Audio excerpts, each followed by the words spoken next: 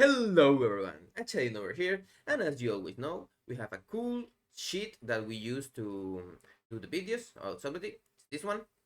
There are a lot of guides and everything there because, as you know, YouTube search is not the best thing to do.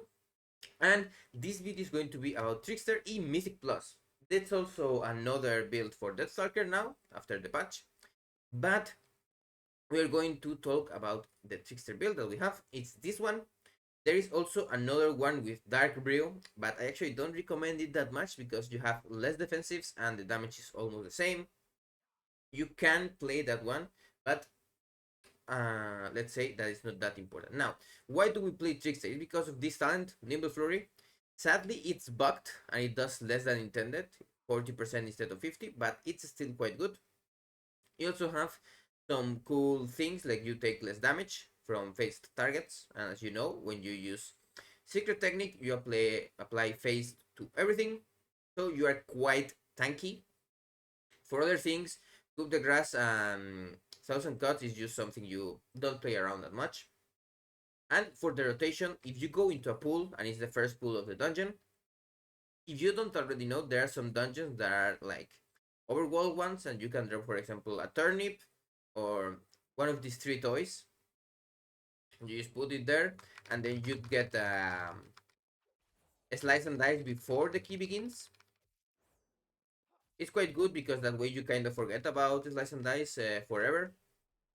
Because nowadays we have this cool Talentin, the general one, about rogue, that is cut to the chase. This used to be an assassination talent, but now Outlaw and Sublety also have it.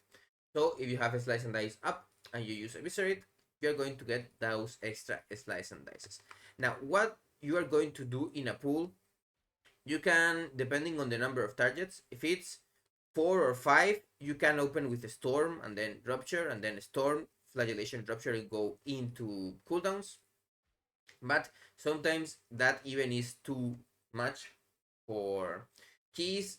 Right now I've been doing around 9, 10, 11 even. Mobs can die really fast, so maybe sometimes you just Shadow Strike, Shuriken Storm, Flagellation, Rupture, and then go into cooldowns. Now, what are our cooldowns going to look like?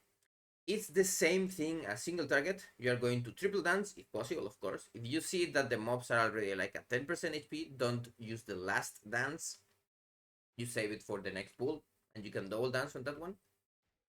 And for your cooldowns, you're going to get Flagellation, Shadow Blades, and then you're going to have Vanish to reset your cooldown. You're going to use dances twice in a row and thrice if possible. And ideally, you have a trinket that is called Transmitter. I don't have it right now, sadly. I'm not lucky.